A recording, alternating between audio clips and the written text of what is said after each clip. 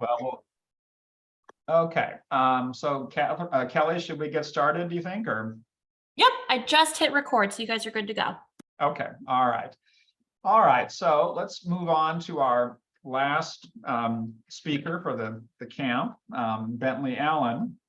I've known Bentley a long time. He actually was my PhD student at Ohio State, over 10 years ago. One of the best students I've ever had, actually. So he's a superb. You got to read his book if you get a chance, and I'll mention his book in a second. So Bentley is kind of I don't know if he's a quantum skeptic, but he's, we'll see. I'm not sure how you're going to come. Bentley has reviewed my book before, so I have a rough sense of where he's coming from, but maybe he's evolved since then. Let me just say a few words about Bentley. He's an associate professor of political science at Johns Hopkins University. His research is very broad gauge and wide ranging. It includes the history and theory of international order, the political economy of decarbonization, and so he has a strong environmental profile within his overall portfolio, and he's interested in the intersection of science and politics. He completed his Ph.D. in 2012, and his book, Scientific Cosmology and International Orders, which was based on his dissertation, came out in 2018, I think. Has won an APSA award, the Don Price Award. It's a superb book. And he's also published in any number of prestigious IR journals. And today he is going to talk about, I had the title, we don't have the title of his talk written down, and it's Action, Change, and Quantum IR, I think. Is that right? I think that's what it is. Something like that. I just wrote it down a minute ago. Oh, Action and Change in Quantum International Relations. Okay. So with that, I'll turn it over to Bentley, and please use the Q&A function for any questions that you have along the way, and then we'll see you all in a little while. Okay. Yeah, thanks, Alex, for that very kind introduction, and thank you on a personal note for all the part that you played in all that success. I could not have done it without you in the true sense of that word. So I'm really excited to be here today. I won't comment on whether or not I'm a skeptic. I would just say I'm an engaged and curious interlocutor. I don't have a normative position, let's say, but I come from a certain tradition in a certain place, and I bring all that baggage with me. So we'll just talk about that. That's what the subject of the talk is, basically. And so I think that for me,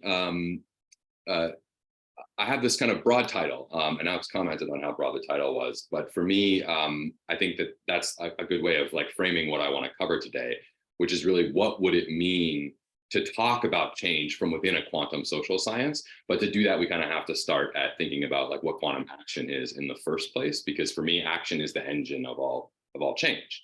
So we have to really bring together the whole picture of what it means to act for an individual, and what the international order actually is, and we need to put all of that in the same frame, and we'll talk about that as we go along. I would just say I know we are an interdisciplinary audience, and I have to cover a lot of material quite quickly. So do please feel free to use the Q&A, and I'll keep an eye on it, and I can slow down or answer questions as we go along, so that people aren't completely. Now, Bentley, do you have a PowerPoint or not? I do. Oh, yeah. Okay. Then do you want to share? Yeah, I'm loading it right now. Okay, all right, great. Okay, so the outline of the talk is as follows. I'm first going to talk about just what is social theory, again, because we're an interdisciplinary audience. Then I'm going to talk about what action is on quantum social science. And then I'm going to talk a little bit about what quantum social change is. And it's really a dialogue, I think, between my book, which Alex mentioned, which is called Scientific Cosmology and International Orders, which is purely not quantum in its orientation. It's just regular social theory, I would say. And Alex's book, and then the work of Shen. So I'm really excited to have this conversation. So first of all, just what is social theory? I'm not going to spend a lot of time on this, but just so we're all on the same page, I'll just put a definition on the table. It's any really attempt to understand and explain social order. And in particular, when we're in international relations, we think of the international system as the social order. By providing an account of action, so how individuals do things, social structure, which is how individuals get formed as part of a society, and then the structure of that society and the patterns of all of the individual actions rolled together and built together, and the interaction between those two. So how is it that humans get the content that they do from social structure, and then how do humans change that social structure over time? And social theory with this clear structure, that is the gift that Wendt gave to us in the 1990s. My work decomposes this a little bit to really think about the lineages of action and order on 3 levels. We start at the micro level, which is the level of individual action. And then we can think about the meso level, which are all shared institutions. So we'll talk about language as being a shared institution. We have to agree that words mean certain things in order to communicate. So we need that institution. And states, similarly, like they need organizations like the World Trade Organization or the United Nations in order to like conduct their relations with each other and clarify rules and interact in that way. So these are both institutions. These are both meso in my categorization. So it's not necessarily about how big or how small the institution is, just that it's a shared structure of some kind. And the macro level is when we start to think about how institutions are put together into a broader social order. So language is put next to, you know, other things in society like broader rituals and cultures, and also, you know, where we get food and how we produce food and all of that. And that makes a society as a whole. Or in the international system, we have a bunch of states interacting through international institutions, and then all those institutions concatenated together, we would call like the macro or the social structure. Now, when we're really trying to understand what's going on, and I think this is kind of what does it mean to explain or truly understand something? I think part of that is at stake in the debate between quantum social science and regular social science. But you know, I have a fairly regular understanding of these. I'm really trying to draw very, very concrete linkages between the micro, the meso, and the macro. And very influential on me is the late Bruno Latour, who said, "You're not allowed to skip steps. You don't get to go, we have individuals, 1, 2, skip a few, we have social order." You don't get to do that. You have to show every step of the chain if we're really going to have an understanding of social order. So that is like, that's the way I always think. I'm not allowed to cheat. I'm not allowed to just say, oh, something magical happens in here and then we get social order, or something magical happens in here and then we get human action. That doesn't mean, anyway, we'll talk more about that, but that's my ethos. Like, we don't get to skip.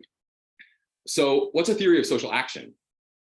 So a theory of social action explains how individuals relate to that social structure. And it's kind of like a two-way street, right? But what we're really trying to do is, first of all, start with an account of human nature and how the human is constituted as a social agent, not just as a biological entity, but how we become to be something like people or persons or sons or daughters or, you know, other entities within these broader structures. How do we come to be constituted as a social subject? And then secondly, we want to try to understand how social structure affects that behavior, how the behavior of individuals, right? So how is it that we really become, you know, these things based on the norms and the rules and the cultures and the actions and the practices and the machines that we have outside of us in society, and how do they basically turn us into a certain kind of subject, given that we have some kind of like biological entity, like we need food and we need love and we need shelter and we need these other things, right? And then third, how does behavior affect social structure? So how do we then change that constellation of things, which then is changing us? This is all just like regular ground clearing. We're just trying to get on the same page here. So if you're at all familiar with social theory, there are lots of different ways of solving these problems. So rational choice says that we're basically, you know, like we're pleasure calculating machines. We are trying to get things that we desire. We have these kind of innate preferences, and we're trying to go out there and in the best way possible, instrumentally achieve those kind of like biological aims. That's maybe like a biological version of rational choice. Giddens has something called the structuration theory, where we are in this kind of duality with society, and that was a subject of Wendt's work in the 1990s as well. You may have heard of Bourdieu's habitus, which is a little bit more like we have these unthought structures that are really determining the way that we act. Goffman, I think, fits into this as well. Goffman's interaction order. Goffman did these famous experiments where he would just go and like interrupt people and like break their routine and see what happens, because he was trying to get a sense of how our day-to-day life was being held together by these like unspoken structures. And Dewey kind of similarly was really obsessed with the idea that we're basically always running in these ruts that he called habits. And then once in a while we get like slapped upside the head because our ruts don't work or because something shocking happens. And then we engage in choice. And then we recombine things in those creative moments, and we kind of go back to our ruts. There's lots of different ways of thinking about how we behave, how our biology interacts with our behavior, and where action comes from. And all this is just to say that social theory in a quantum mode has to kind of solve these problems, in my view. It can reframe them. It can change the terms. You could say, well, we're not going to talk about human nature in classical ways. We're going to talk about it in these other ways. But for me, I still want to submit, and this is maybe just where the skepticism comes from, not because I'm skeptical of quantum and its role or its ability to do this, but just that it has to meet these standards for me. And maybe the first conversation is whether or not those standards are appropriate. I'm fine to have that conversation. But it doesn't get to skip, and it has to tie together the micro, the meso, and the macro in a sensible form. And it has to kind of answer these basic questions about what it means to be a human, and how we engage in action. So quantum social action, Pache Wendt, starts with this thesis that we have quantum brains, that we have quantum consciousness, and that creates in us certain propensities or certain activities, right?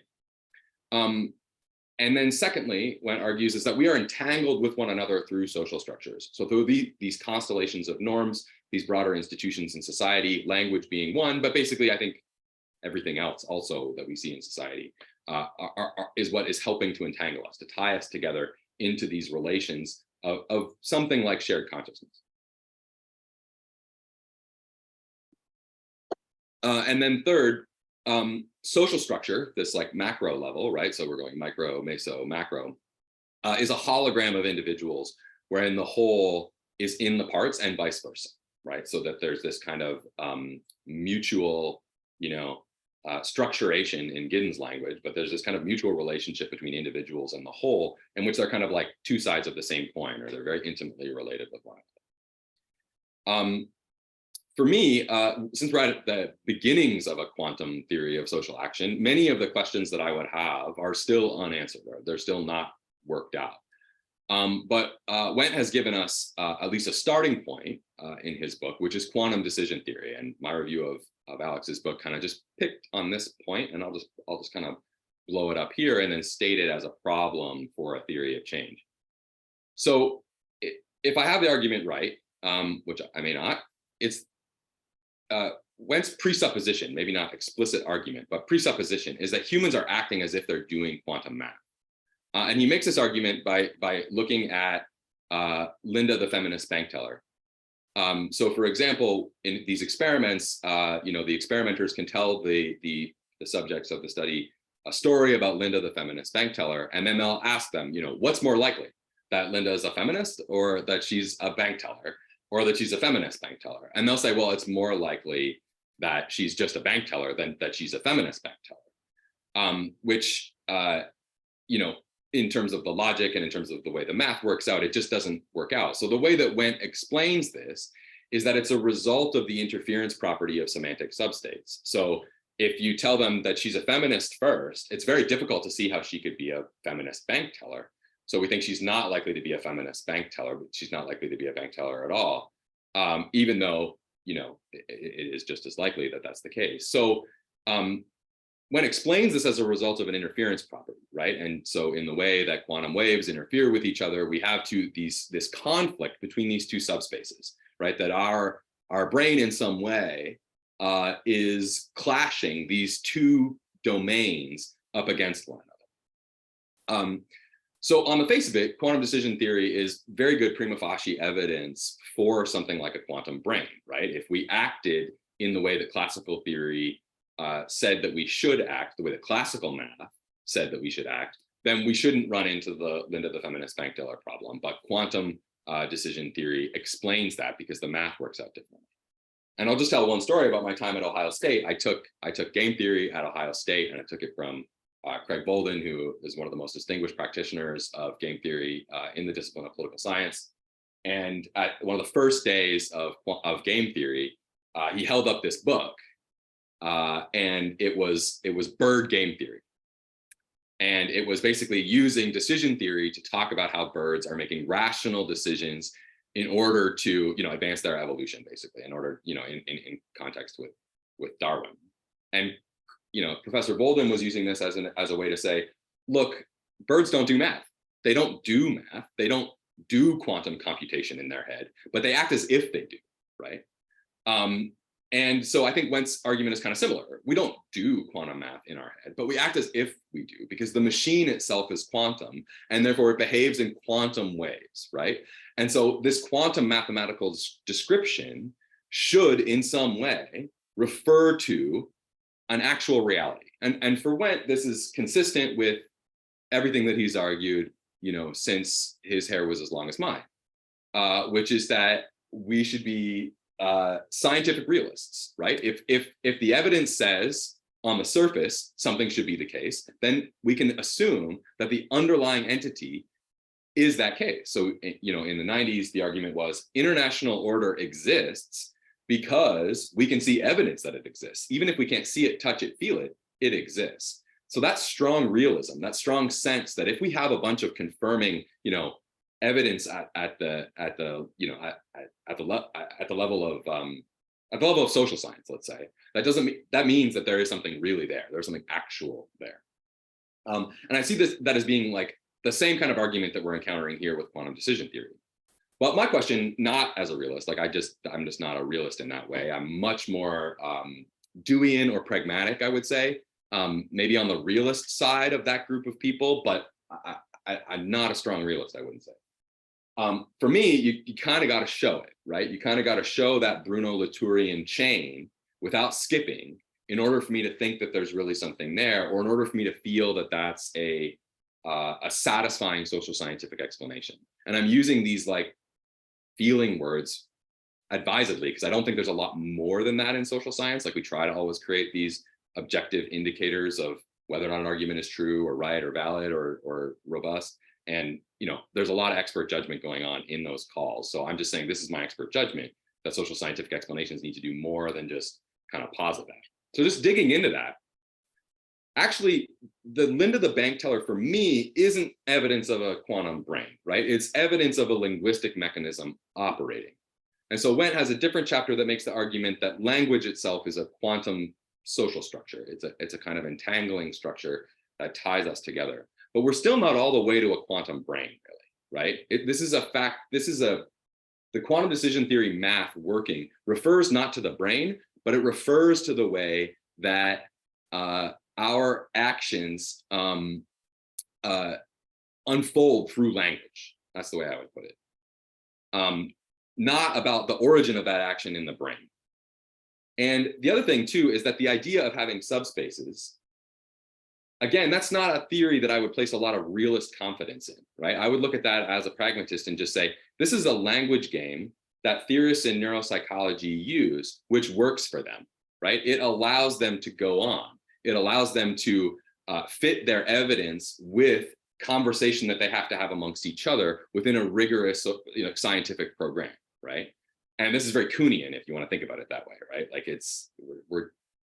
we're not really saying there really is a subspace.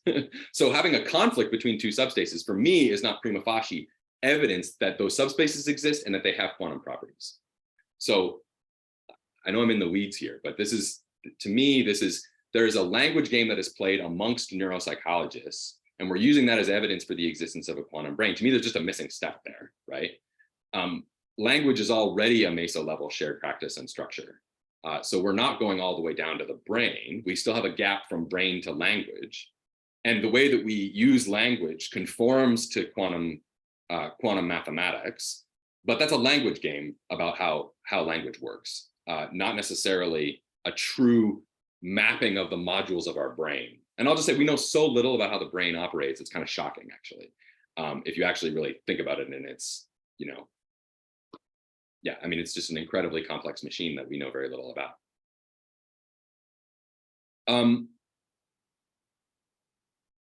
So just to kind of put a finer point on it, if we're going to get from action to change, if we're going to get from action to understanding what I think are the central questions of international relations, like how did China rise, and what is the energy transition going to look like, and where did the IRA come? Where did the Inflation Reduction Act come from? And how is the Inflation Reduction Act going to completely transform global order? And why did Russia invade Ukraine? And what's going to happen now to European security order now that Russia has invaded Ukraine?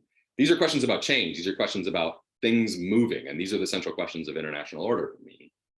And if we're going to answer those questions, we need to be connecting action to the meso level and then to the macro level in this consistent way. And I would just have questions there, right? So where does change come from and where does agency lie?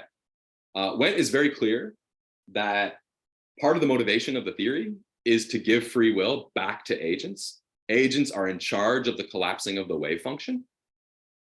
And we can stipulate that, like we don't have to argue that, but it doesn't answer the meso level question, right? How does unlimited free will ultimately translate into meso level action? This, I think, was a question that my book was obsessed with. So I spent 10 years working on the question of how we get from the individual to the macro in international order.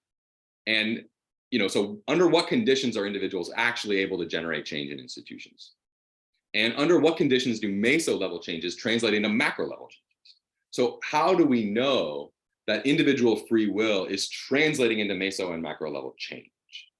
And this is just what a theory of quantum change would just have to grapple with on my standard. And again, it's an external standard, and I'm happy to reframe all of these in a quantum form and accept quantum answers. And I guess that's what I mean, but I say I'm like not really a skeptic. I'm a cheerleader from a certain tradition, if that makes sense. But I'm not going to give up my tradition, at least not without a fight. Okay, so what is quantum change? So I think that I've already made this point, so I don't have to belabor the text that I just put up on the board. But I think that the question here is, how do quantum holograms actually change? So let's kind of dig into that. I have a bunch of sub questions. I'll come back to these actually.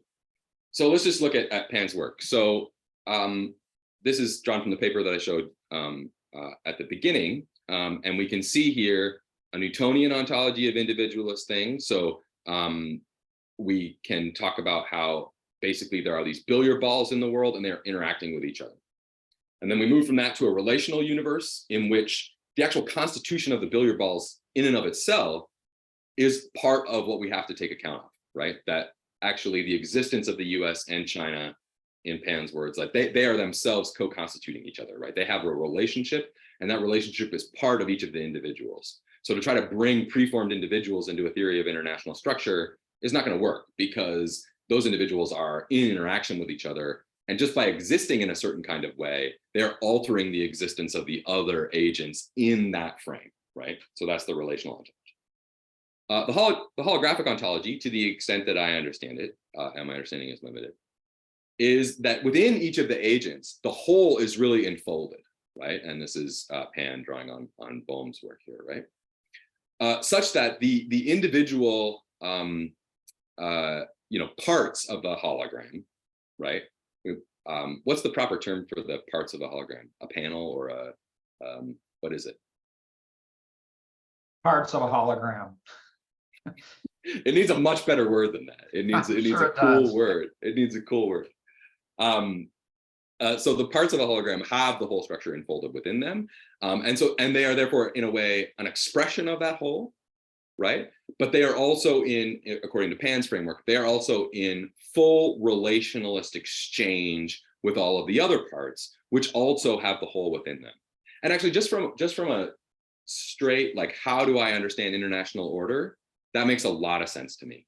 I have a bunch of papers that are on object theory in international relations. And basically what we argue is that this is me and Olaf Corey and a bunch of other people, is that basically in order to have an international, in order for an international to exist as a social space, every individual state has to have a concept of the international, right? It has to have the image of the international within them in order for them to participate in this thing called the international, right? So there's this co-evolution, and Olaf and I, just before the pandemic, I wonder how many brilliant papers were killed by the pandemic. We just started working on this paper, and then we just haven't picked it up again, which is really the 19th century co-evolution of states and the concept of the international. Because actually states didn't really exist in the 19th century. We can get into that. There were empires and other kinds of polities, but not states. I wouldn't say there's states in the 19th century. So the evolution of the state and the international as a concept is itself Like these two things work together over the course of the 19th century. And so that just makes, I think just describing that in holographic terms is just totally natural to me. Yeah, you have to have the whole inside the part, otherwise you can't be part of the whole. That just, to me, makes some kind of like baseline sense.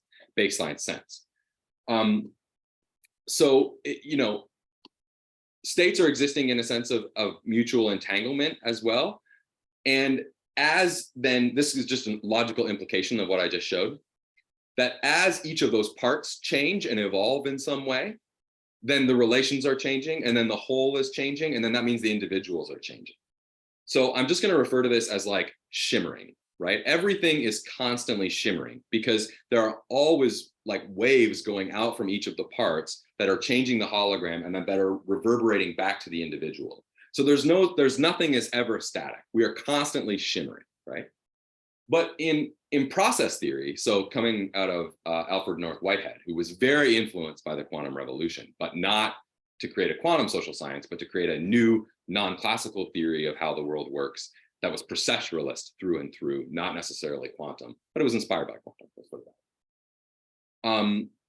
His reaction to this was, well, let's dissolve everything into process. Let's dissolve rocks into process. Let's dissolve atoms into process.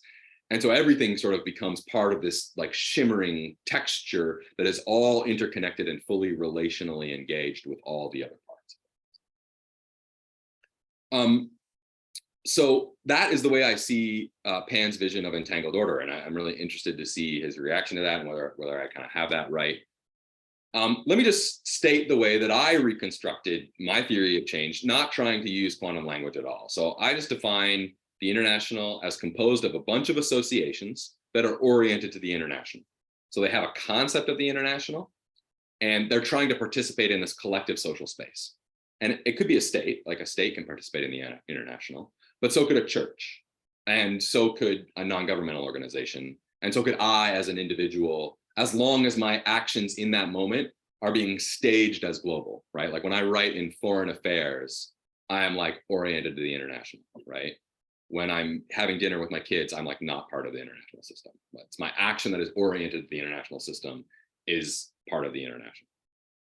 And when you're a church and you're having, breaking bread on Sunday, that's like not engaged in the international. I mean, Cynthia Enloe would say that it is, but I'm trying to be distinct from that, right? It's not like everything is part of the international. But when that church goes and tries to fund like anti-poverty programs that have some certain kind of moral restrictions attached to them, that is engaging in international politics. So any association can join. International order is just the result of all of that, right? Everybody oriented to the international, exchanging, talking, fighting, engaging. The key here is that associations carry the international, right? So in a way, this could be just read as the reductive reverse of the hologram, right? Like it's just the international just emerges from the interaction of associations. That would be like the classical way to put it. But I didn't want to do that. I wanted to go back to this original insight from Giddens that worked on of structuration and kind of rework that insight just a little bit, just work it a little bit harder maybe. So in these key passages where Giddens is describing structuration, he uses this term of recursion. So in a recursive mathematical function, the state of the function at time n, is defined in part by the function of n minus 1. So there's this kind of embedding of the past in the present constantly. So this is the star at time 1, and the function here is add stars to add a triangle to every flat panel. So here we added a star to every flat panel, right? Now, since we've already done that once, when we do it again, we have a much more complex structure, and this is just a generation of a fractal mathematically, right? So the recursive result of this sequence is the result of the previous iterations of the sequence. And that's just structuration stated in a different, maybe more precise way, right? So I tried to kind of blow this out. So associations are carrying the order, and they are the order at the same time, right? So there's an international that is not reducible to the associations alone, but associations are always carrying the international because they're carrying this idea of the international. And so now I can go back and I can read this as a hologram, right? And I think it's consistent to read it as a hologram. to just say, this is holographic, right? And the way that I kind of played that out in my theory was that we have international order, and then there's a cosmological shift. There's like a fundamental change in the way that ideas are constituted within scientific traditions. And then those scientific traditions are taken up by various associations in various ways and for different reasons, but that point in a common direction. So this is me solving that meso level problem. Why did a bunch of institutions change in the same way? Because they were all engaging with science, which was like the most authoritative project from from 1500 until today, right? So in the 17th century, everybody's engaging with Newtonian ideas, and that was through the 18th century. And then in the 19th century, everyone's engaging with Darwinian and natural history ideas. And then in the 20th century, everyone's engaging with operations research and game theory and this like mathematical, I call it like an object ontology that kind of emerges in the 20th century. And these are like major structural changes in the way that we conceptualize the basic units of matter, and everyone's engaging with them. So they're kind of changing in the same direction, which then constitutes a set of new purposes that draw on those conceptual resources. So it's not like a determinism there, but because everybody's engaging with the same ideas, they end up creating purposes that kind of end up in the same direction. And then they institutionalize those at the meso level. And then that really creates a big change in international order at that time, around that time, not in a point, but over a period of time of order building. So this is how like I resolve those micro meso problems, right? Individuals are engaging at the micro level here with those new cosmological ideas and bringing them into associations. And without any kind of magic, there's a good reason to believe that lots of people would be engaging with the same idea, scientific ideas. And then that is, that's generating, then there's more steps to the argument. I won't belabor that. And yeah, I think there are two options there. One is that that's just a straightforward holographic change. Or two, that's classical and therefore not quantum in some way. And I just basically want to put that on the table as a discussion point. I don't have strong feelings about it one way or the other.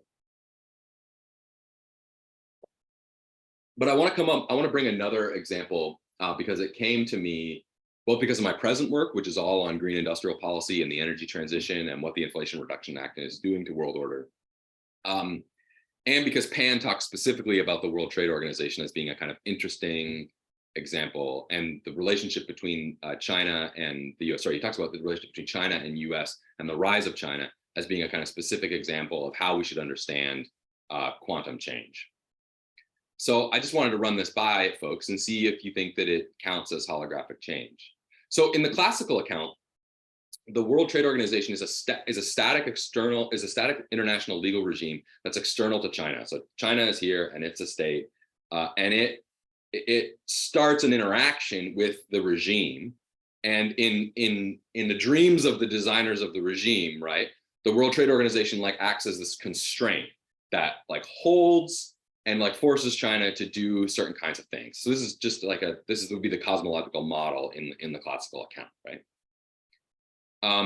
And then so China accedes to the World Trade Organization, or at least it appears to, right? It might be outwardly constrained, but it might be inwardly defiant. There could be some complexities there. It could try to cheat, like it could try to get around the barrier in some way. But it is having a kind of inside-outside interaction with the legal regime, which is designed to be a set of rules that will hold China's behavior within certain boundaries, right?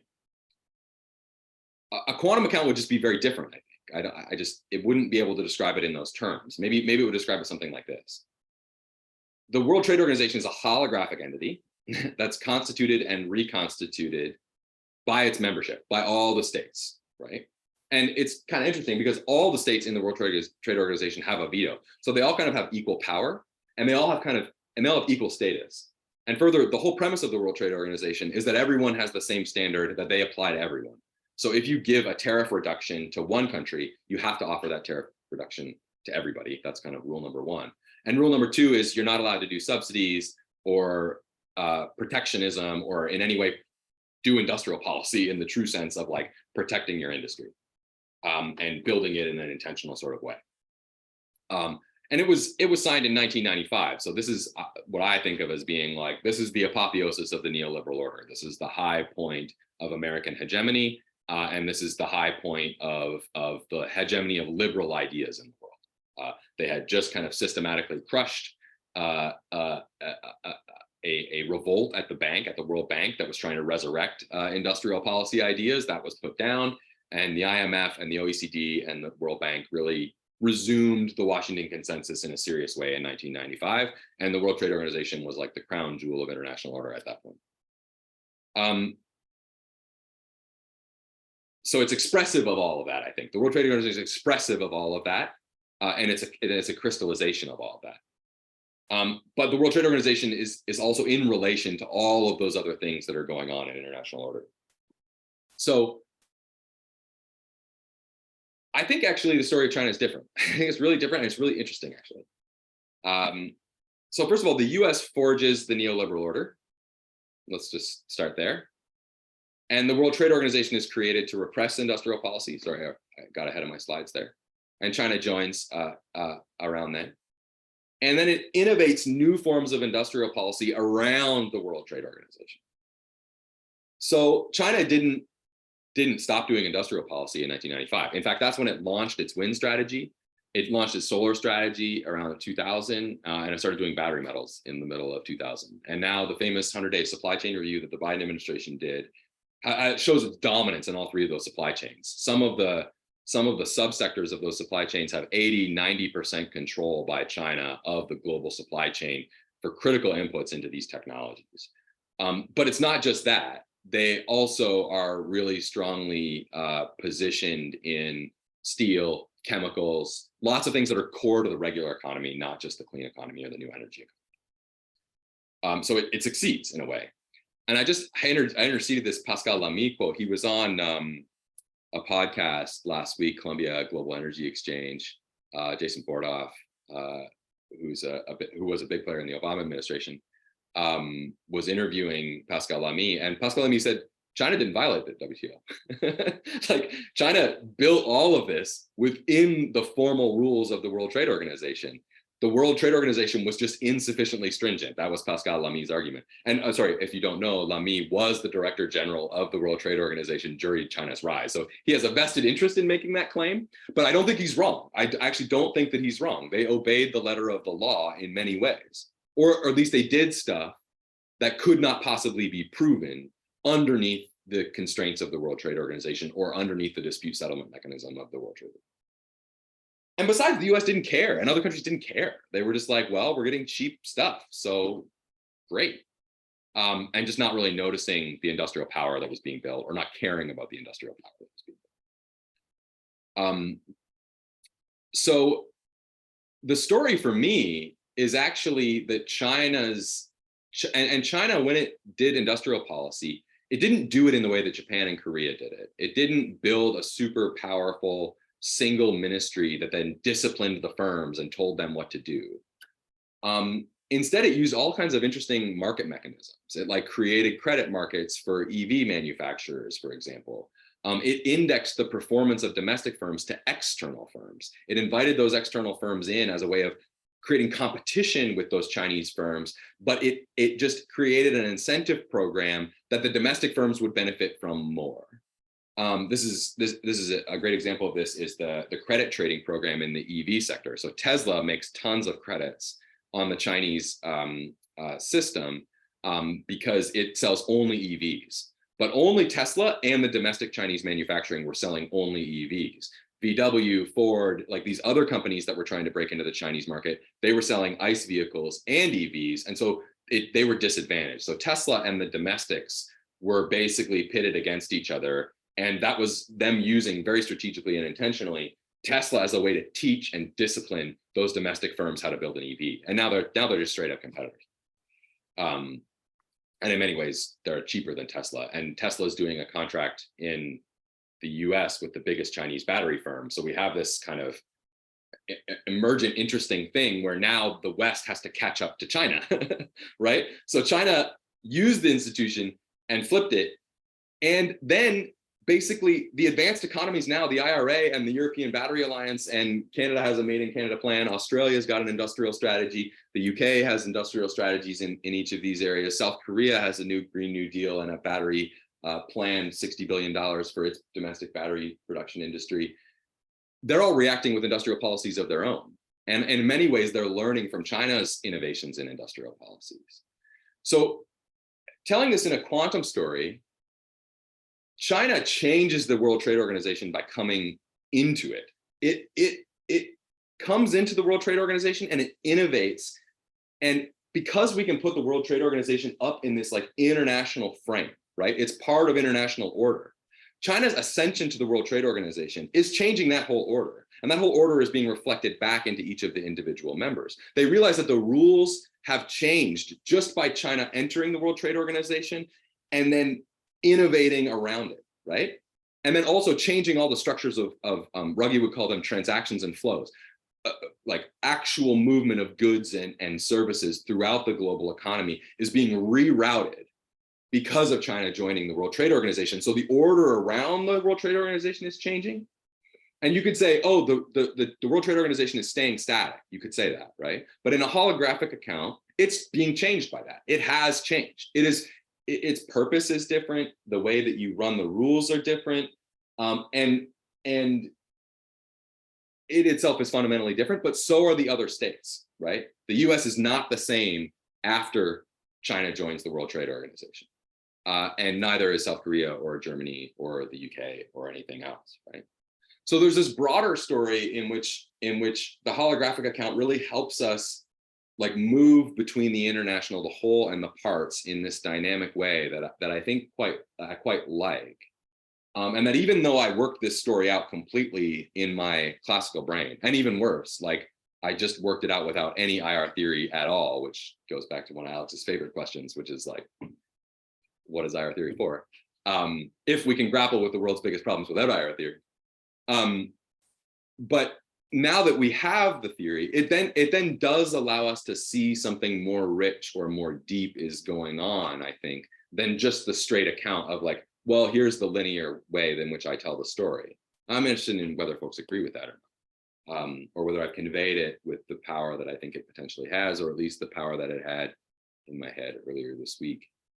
So, sorry, again, I got ahead of my slides. So by inviting China into the World Trade Organization, the broader order around the IO changed, right? The one panel in the hologram shifted, and then all the relations shifted, and this shimmer ran through the system in a big, serious way because it was a big change, right? And this is just a different formulation of that same thing, right? A creative defiance of the institution reverberates, right? And the entire context which brought that entity into being, the neoliberal order, has itself been changed, right? So in the way that the World Trade Organization reflects that international order, well, that reflection is now different. So the World Trade Organization is fundamentally different in some way, and China's different, and the US is different, and everybody else is different too. So just getting back to those questions that I pontificated about a second ago, just to conclude, like, I think we need these connections between micro, meso, and macro in a quantum account of change. It's not clear to me, I'll just take that question off. It's not clear to me how to tell the story down to the quantum brain. I can do it from the meso level to the macro level and back with the hologram. But when I talk about why China innovated its industrial policy in the first place, like I think it's just straight geostrategy. Like we don't need anything more than rational choice theory to argue that why they did that in the 1990s. Like you need a little bit of constructivism maybe to say they were very farsighted. They saw the energy transition coming and they decided to position themselves advanced in these industries, but they were very clearly just trying to do industrial upgrading. They were just trying to get out of being a manufacturer with the least value added in the value chain and move up the value chain to become dominant. And they did that successfully. And then that had this meso level and macro level effect. But at the individual level, it's just individuals reading off the wall and doing a good job of institutionalizing the plan and implementing the plan, which is not trivial. Like that's hard to do. I mean, it's hard to get governments to do the sensible thing, I think. But it doesn't need any special explanation, I don't think. But I do think that post hoc, the account provides, the holographic account provides some richness. And to me, that's just a general question. You know, if we can explain this without quantum theory, then do we need quantum theory? And then another question that I raised in my review of Wen's book is like whether or not there are costs to doing quantum theory, whether there would be parts of human experience that would be excluded from it. And one thing I like about using folk psychology, which is just whatever mishmash social theory is currently based on, is that it's big enough that it can include all of human experience within it.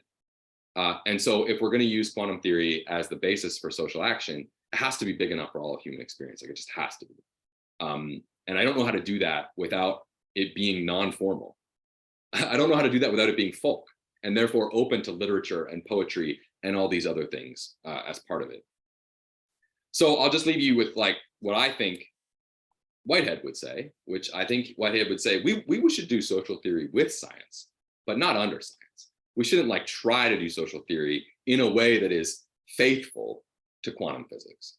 We should just have this creative exchange that I'm trying to kind of perform through my talk, right? Which is, I've been doing all this stuff outside of quantum, but when I interact with quantum, some insights get generated, and that is of value, and that is social science in the regular order, and quantum has a place in that.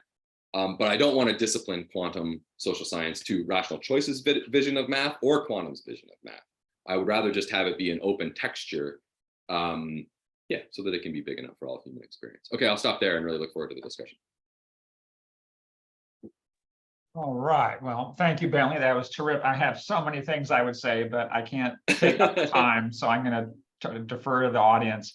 I did want to ask Cheng-Xin whether he wanted to take first crack at a short response, but he doesn't need to. He said he was thinking about it. Cheng-Xin, do you want to weigh in at all before I turn to the Q&A, or not right now?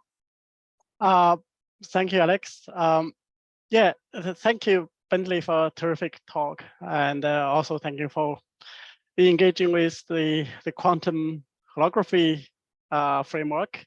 Yeah, that's really give me a lot of more confidence, and yeah, to explore this a bit more. Alex asked me about whether I could respond to your talk briefly in a few minutes. I'm still thinking, but I'm trying to gather my thoughts as I go along. We'll see how I go. Firstly, yeah, when I talk about the quantum holography, the framework, the implicate order, my focus has been mainly on this kind of the change from the classical Newtonian ontology to the holographic ontology. So the change for me is mainly this kind of a paradigm shift at the ontological level or epistemological level, rather than use the quantum holography to look at change empirically in international relations. But since you mentioned the rise of China, actually, I did write that paper on China's rise as holographic transition. Transition, yeah, you could see that as some kind of a change. So basically, that paper's argument is the change of China is not just the change of its power.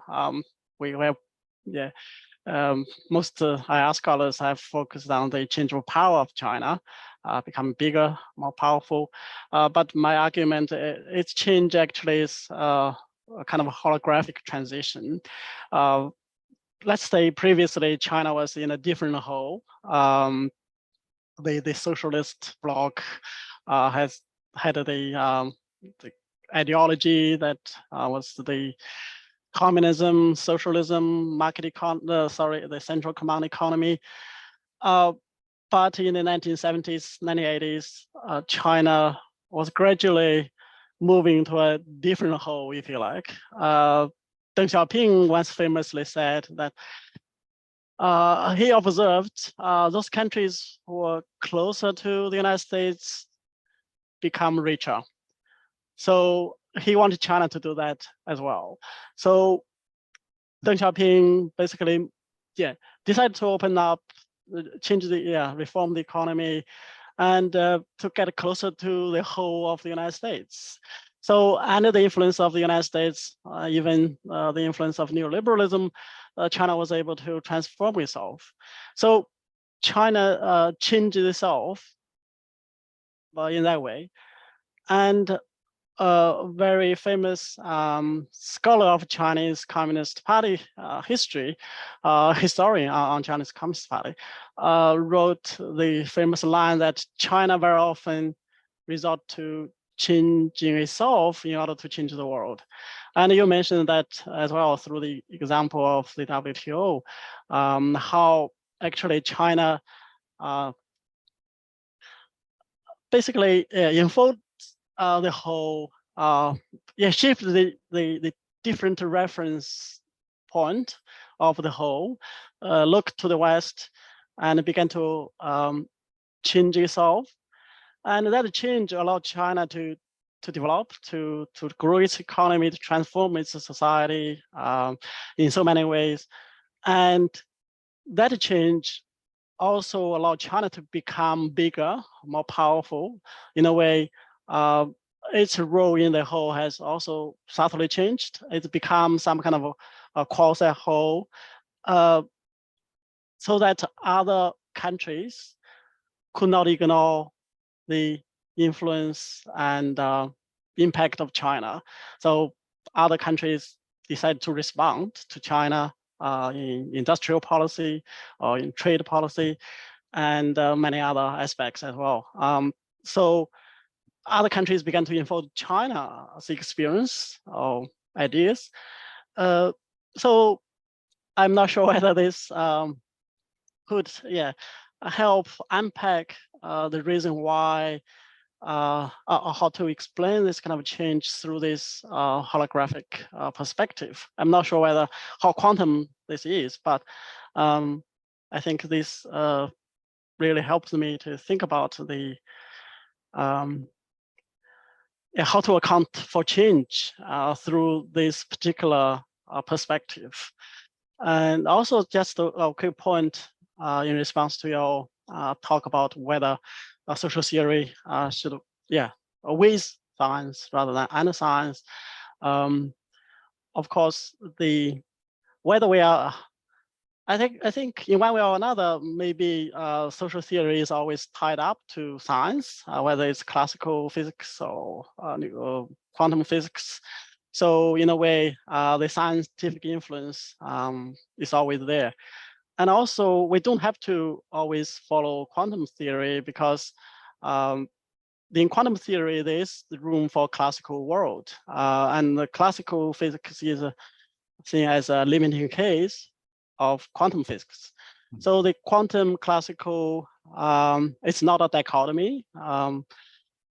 It can be complementary. It depends on the issues we look at, perhaps, so that we can adapt our approaches and the frameworks accordingly.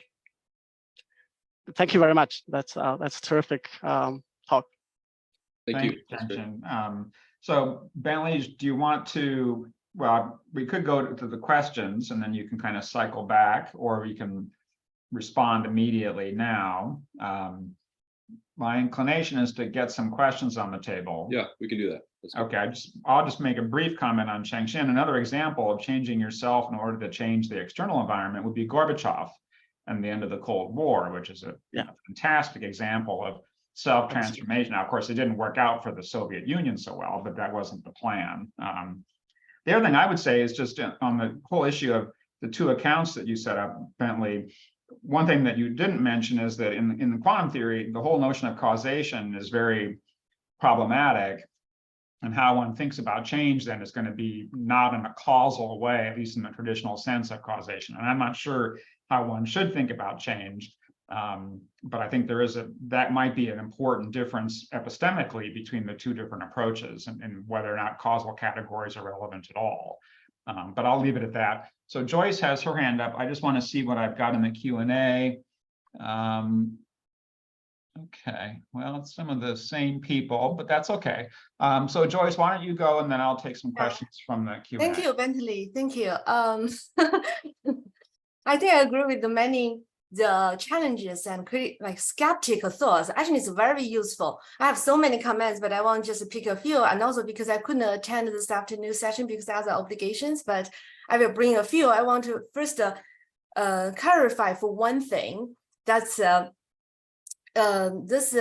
like, for example, at least for most people now, at least focus on the cognitive decision modeling of using this quantum formalism. We do not assume quantum brain. Yeah. So I just want to make that clear. So I know Yeah, you should.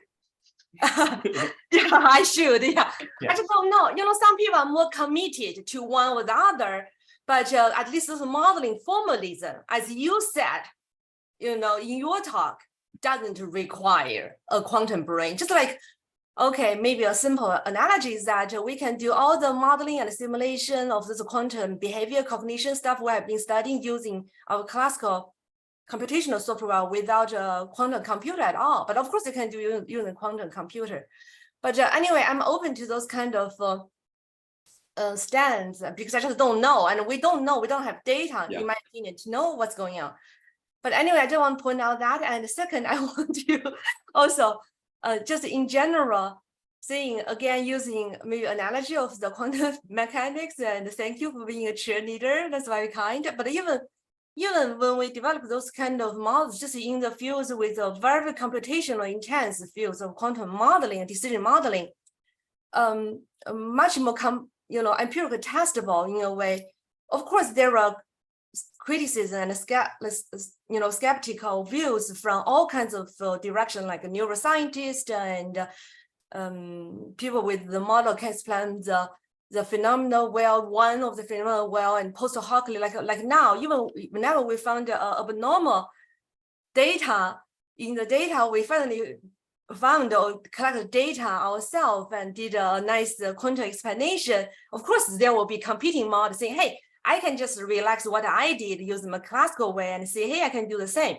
So I think those are all very necessary, actually really, really important. I want to maybe just as add an interesting story of the quantum mechanics that many people probably know.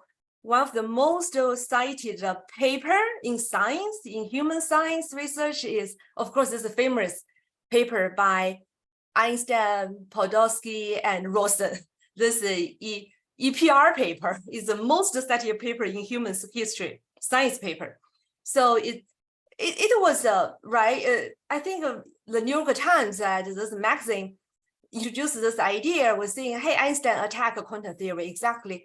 It's in that paper, the three authors bring up this very famous EPR thought experiments, trying to challenging quantum theory because they don't buy in the idea, and with the thought experiments, like just spooking effects occur at the distance. That's what we call this phenomenon. But those actually push forward all the after thinking, and later in 60s, I think 1964, something like John Bell developed the most important theorem, Bell's theorem, in response to this. Because if we don't look, and later being like empirical test and show the support of those theorem, and like, for example, one of our speakers, Harold Artemis Barker, has been doing empirical human data to further test those theorems in human data. So I think it's just interesting. I just want to say, this is just like the baby step, like this really early stage, and all the criticisms are so important and useful. But on the other side, I guess give it some time. I know we don't know whether we don't know what quantum mechanics can change the world in the early stage either. And now it's totally changing our daily life, everyday life, the economy of the global economy and so on. Yep. Anyway, so again, and it's legitimate to criticize this. And also I want to say, even in the realism, I know Alex took a different stand, but even in the cognitive modeling in general, no matter people from what kind of perspective, Bayesian, classical, for example, the three in the decision modeling, there are there have been two major approach before quantum approach is using Bayesian approach to develop this and then explain the abnormality. But that's in the theorized wise require too many parameters and exploration of dimensions. So it's a much more complex model and theory. Actually, sometimes hard to interpret what they mean.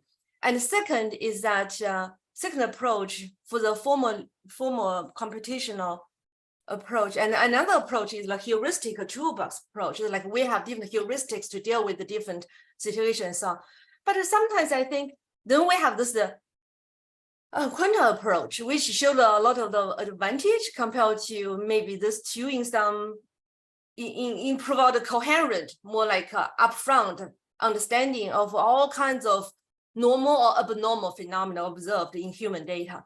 But I guess again, what I want to say is that it's not saying like everything we do, every measurement, human measurement, whatever we call, like how we define this is still a research, agenda and conceptualization, clarification about what we mean by measurement in human science, right?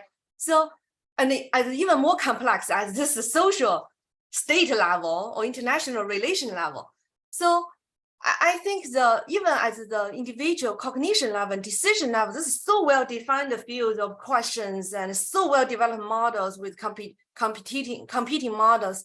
We are not arguing the quantum model is always the best, most suitable for everything, for everybody. Like yesterday at the afternoon math workshop, we look at some of the data, like our data, like we will do for example, the Bayesian model estimation. We want to estimate the model for each person in our data. Overall, it's really cool, and quanta is the better model compared to traditional model. However, if you look at the individual, like about maybe like more than 10% in that particular paradigm, that kind of particular kind of measurement we used, about I forgot the exact number, like I think 22% of people, they are not, they can be better explained by the classical, the more traditional model. So I think that's a clarification in general. It's not, I don't think we believe, I even think this is the case, that everyone is always quantum in all situations.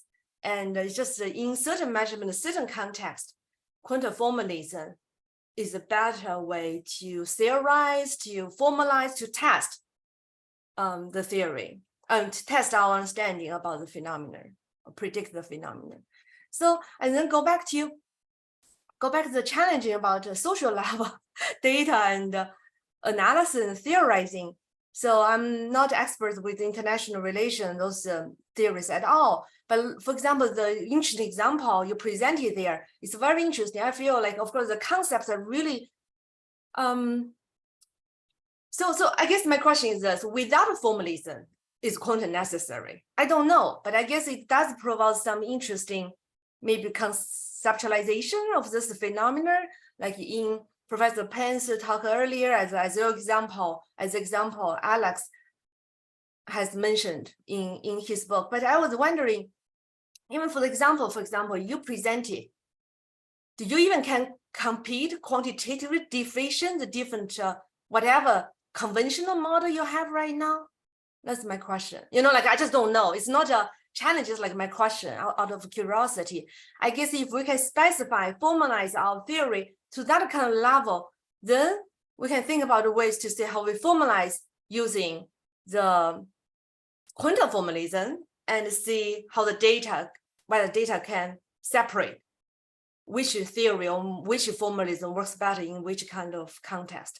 So like, I just want to share my own experiences that is really our own hard work, right? Like to be able to find those kind of situations and data showing it's more useful maybe than other. Otherwise, I mean, I come from this perspective more empirical. I just feel empirical testing is so important. Like even Bell's theorem, without the development of the capability to empirical testing them, yeah, it's just a theorem, mathematically beautiful. And testable. So that's why it's so beautiful. That's why the formula is so useful. It's really testable. And then later we can test it then. But anyway, I just want to stop here. Thank you. Okay. Well, thank you, Joyce. And so Bentley, I wonder, we've got only one question in the Q&A. So where did Bentley go? He disappeared off my screen. Well, hopefully he's still there. Do you want to respond to Chengxin and Joyce now, Bentley, or would you like to take a question? Alex, I think his internet has some problems. He disappeared. He's disconnected. Okay, that's So- what. Yeah, I don't see him in the Yeah, I saw his attendees image. either. Yeah, image was like. Okay. Well, in the meantime, he'll probably be trying to. Kelly, can you reach out to him and see if you can help him get reconnected? Absolutely, I'm on it now. Okay, thanks. And in the meantime, we've got one question, so I'll go ahead and read this one question. This is Oreo Toledo. Another terrific presentation. Thanks a lot. If I may, I would like to return to the question of collective identities.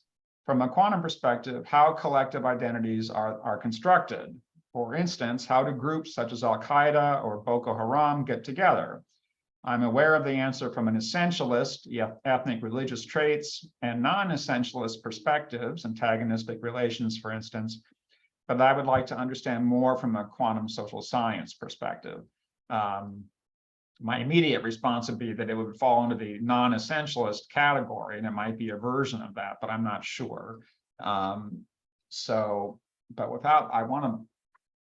Okay, wait, Bentley is back, it sounds like. I see a message. Internet went out, I am back. So let's see, he must be. Just promoted him. Just promoted him, so he should be, oh, there he is. All right, good job. Sorry about that, everybody. No problem.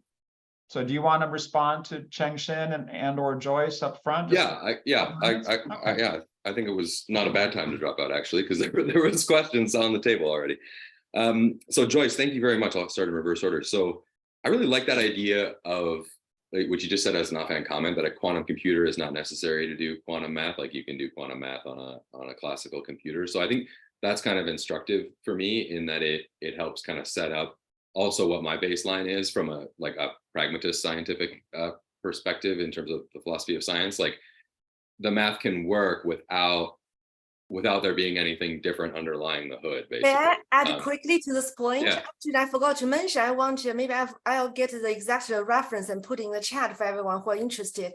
Actually, Adam Sparker and those more theoretical physicists actually has done a few papers to mathematically show how quantum-like behavior can emerge from classical brain. Like, we come from classical brain assumption, we can still have the emerging, like a kind of the phenomenon of mathematically, that's quantum-like. Yeah, and I would go further, and I would say it doesn't mean that institutions socially and even macro structures couldn't exhibit quantum behavior without truly being quantum. Exactly, it could, we just don't know, right? Again, it's up to the theorizing and testing. Yes, I would take that say it's possible in that way too. Yeah, totally. I register, I disagree, but I won't go. I know. We know. You know I disagree. Go Sorry, ahead. Alex. Go ahead. I'm Yes. not going to take up any time. Go. Okay, so, but there's another possibility, right? And I thought about this, and I thought about including this in the talk, but I felt like there was already too much there, which is that, Karen O'Brien's book on social change, and also some things in Pan's work, in Chengxin's work, on, kind of suggest that having the idea of a quantum world itself will create a quantum world, right? So that's interesting to me too, because that means like you change the software, regardless of what the hardware is doing, you can create different kinds of macro social entities that would have certain kinds of properties, right? So that could be like an intermediary position, Alex, right? Like that there would be some things in the world, some structures in the world, which would create quantum entities, which are real and really quantum, but that may or may not depend on a quantum brain, or that may or may, anyway, the point is to get from a quantum brain to a macro structure, there's a bunch of steps that need to be kind of filled out, and Joyce is offering you no help I think that's another way to put it. Yeah. I don't know. I have no idea. But actually, it's also a good point to add. Actually, this is the point you talk. I put notes on maybe, because I know it's challenging to study those at your level. And what you mentioned, this project, that's a brilliant project to get delayed by the pandemic with the co-evolution of the states and state conception. I think could be exactly one of the, it's kind of what I was thinking, again, as a naive person to your field. It's like it's observer and universe, and what's your universe and what's your observer, and you really look at the interaction of the two. So yeah, the observer can be classical or quantum, but can impact how you interact with the universe and see the universe, what you see and what you do, and change the world. Yeah, that's how I feel. But like again, the data,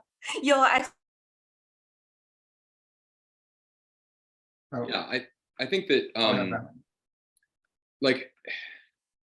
mean, to me, it does get to the question of causation that Alex raised. So again, like I am definitely just putting, I don't know if it's a classical conception of causation. I think it's open-ended as to what kind of concept it is a causation.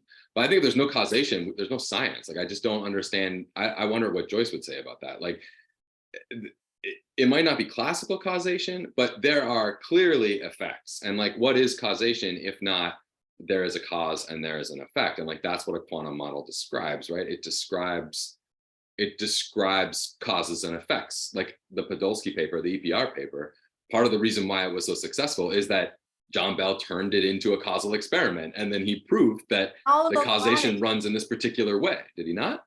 Now locality, actually, like for example, I think again, actually, Michael probably has a lot to check. People have, this is very big and complex question, but I guess maybe at this low surface level, at least I think, for example, those concepts about entanglement and null reduction, like holism, like those, it does entail a lot of philosophical stand and suggestions, but at least at the empirical level, at least, for example, in our own work, we can show using, again, because we can't really measure what's happening in people's cognition, even, right? It's unobservable. It's observable is the behavior, but what's really in the black box is using this modeling to show. For example, we do show, for example, entanglement is important for some of those psychological process, like they're entangled. So we can't study them in a reductionist way.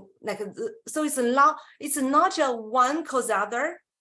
A cause B, B cause A. It's like in the string correlation in a way that not reducible. So at least at once more, like shallow level, but this deep level, that empirically, that's a suggestion. It's like it's not China's influence, WTO influence China. It's like this, they are entangled. For example, I don't know how to test it, but like they're entangled in string, like one. So that's this spooky effects that Einstein didn't like, but then Bell and all the experiments later be able to show this locality of course now local causality. Right. Like that's what I would say too, is that relational effects are cause, like they are causes. So like some anyway, kind Alex, of doing, if you want. I think the problem that we're using natural language, our traditional natural language, to label those things that. So I think as Niels Bohr say, the problem is the language, like our language, what we have so limited. If we want to call it like this string correlation, between the two. Okay, we got a couple of questions now, and I'm gonna skip ahead and then come back. So, because Michael Murphy hasn't asked any questions yet. So Michael Murphy writes, I have a pedagogical question, but I apologize that it is about your book, so meaning Bentley, so feel free to ignore it. You suggest that quantum is unlikely to be institutionalized because there is no transnational network of quantum politicians. This might be contrasted with the Courtier at Westphalia, who were broadly familiar with Newton's theories. I wonder if this tells us less about the political potentiality of quantum ideas and more about the lack of knowledge of quantum mechanics and social science among contemporary political elites. Is this a pedagogical question? And is this boot camp part of the solution? So Bentley, do you want to Yeah, I think it's a very astute comment, and I Mm-hmm. think it's right. I mean, I think that's correct. And therefore, this is kind of what I was saying in conversation with Joyce, that there, in Karen O'Brien and in Pan's work, if everybody believes a certain kind of idea, and Pan wasn't saying, Chen Jin wasn't saying that well, everyone had to have a quantum idea, but he was saying, a certain conception of Tenjia, of Chinese ideology, would itself create a holographic state like within China, and China could be more or less holographic depending on the ideas that it had. I find that like a really interesting concept, that there's an interaction between the form of the entity and the ideas that they have. I think this is like a really deep and interesting point in social theory that is underappreciated. Like what Weber's argument is basically saying is like, we're not necessarily rational choice agents until we get to a certain stage of modernity, and then we become rational choice agents. And so like our actual form of action and the way that we engage with the world, those actual constitutive engagements that we have with the world are in a sense constituted by the ideas that we have. But that's a separate point from what Michael's trying to get at, which is just like, is it likely that we would actually see those ideas get transmitted into something like a quantum cosmological underpinning for a world in which we all have this sense that this is the way that the international works? And I do think it's true for Michael. Okay, so here's what I would say.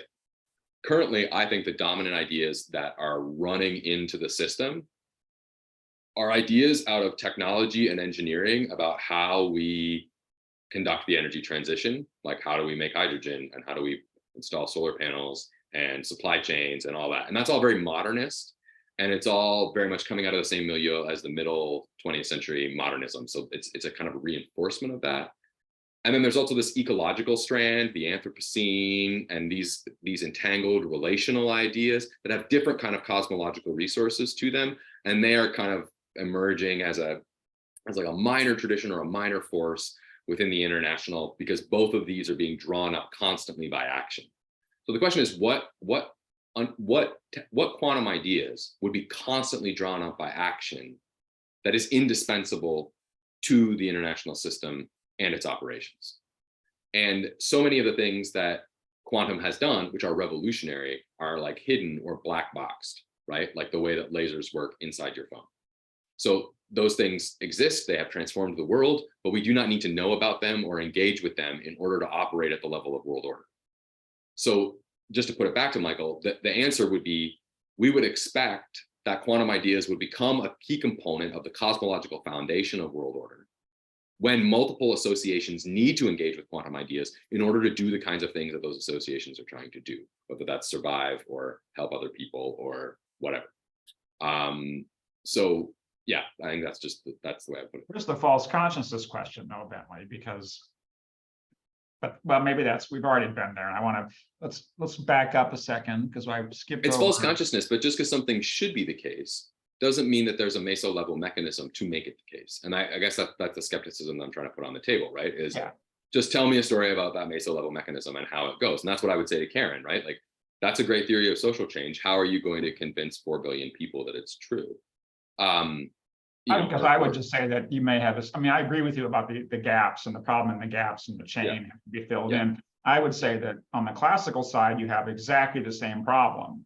You've got lots of gaps, conceptual, ontological gaps, and so on. So it's not as if the classical view is some kind of default true standpoint, which we know is true.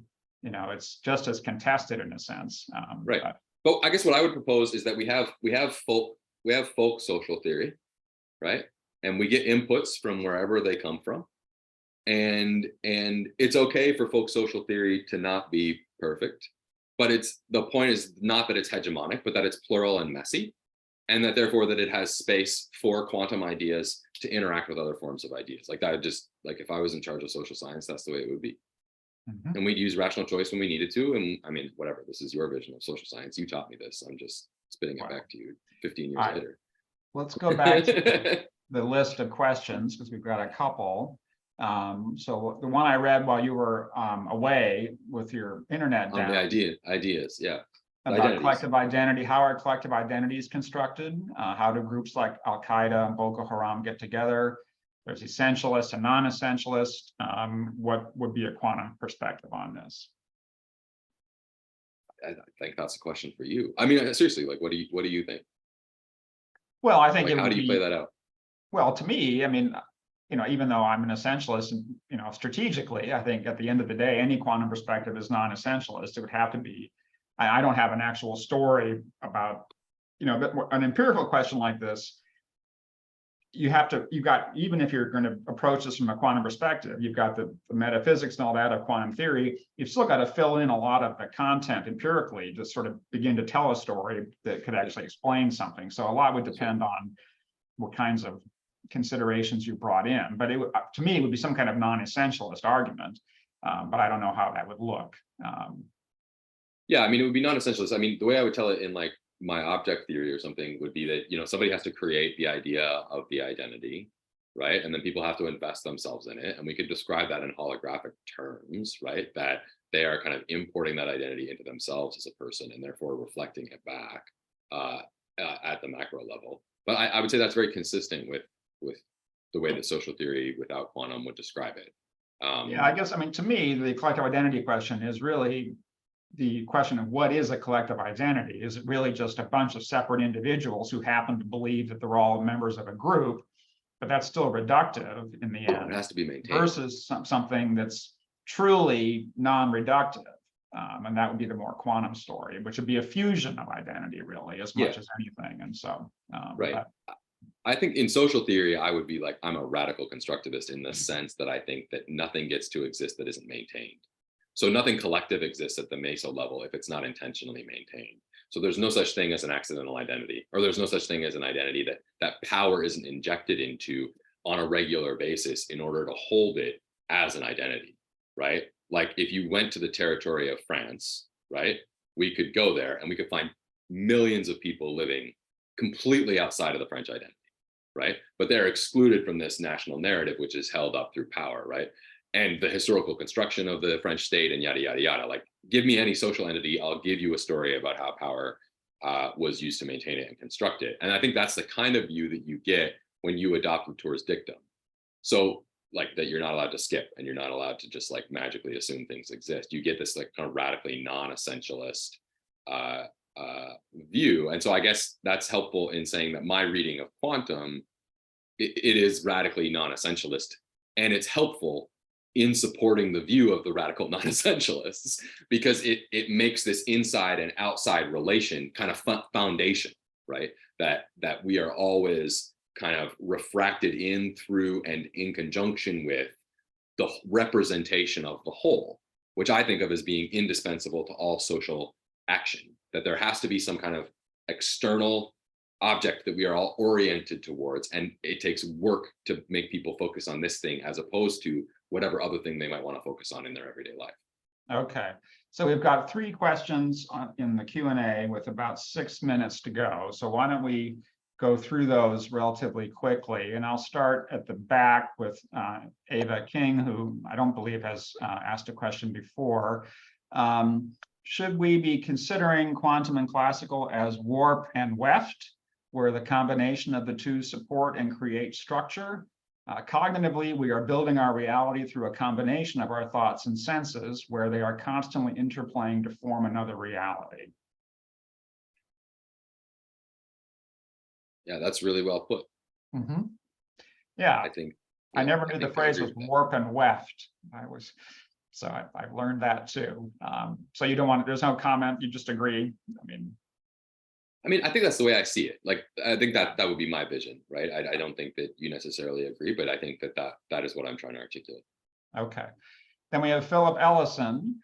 Connecting with the pedagogical question just raised, the example of China and the WTO should take into account that nation's self-perception at the That's right. time and the terms under which it was admitted to the WTO as a developing nation. The world it entered was not a Congress of Vienna. Its entry was not as an equal among many. The concessions, transfer of technologies, IR, among others, surely affected how the US and other developed members viewed this historic event. False consciousness? So. Yeah, I mean, that's great. And it provides me an opportunity to get back to Shenjin's comments at the beginning, because it's related to what he said. Yeah, I'd say it wasn't false consciousness. It was like overconfidence in neoliberalism, I think, and overconfidence in like IR liberalism, right? Which is the idea that if we just teach them how to be amazing, they will obviously want to be amazing, which is to say American, or not even American, but the particular projection of America that was popular in 1995, right? I think now, post-Trump, we have a more realistic sense of what real America is, in the like going back to 1776 sense of like, you know, it is basically, you know, pogroms and, you know, mob violence and you know, elite extraction from poor folks, with this like liberal dream always struggling against that basic undercurrent of, you know, violence and racism. But you know, in the 90s, that was not in the conception, right? We had just won the Cold War, liberalism was completely ascendant, and this was going to be the way that it was forever, and everyone was going to obviously want to join, right? So it was an overconfidence and a lack of attention to power politics and all those things that our realist colleagues would say that we contributed to, I think, identifying with events that were taken when I was 12.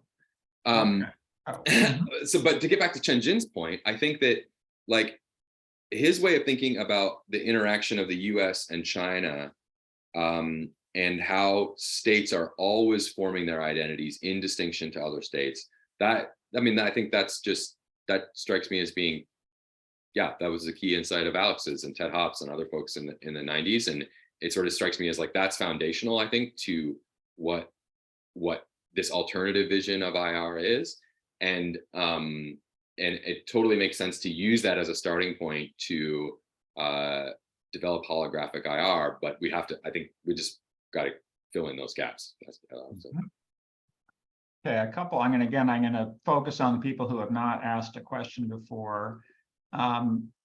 Meryl Dermis, I'm not sure if that's a last name or a first, but can we explain the spread of religions today as a manifestation of international order politically at the quantum level through shared consciousness?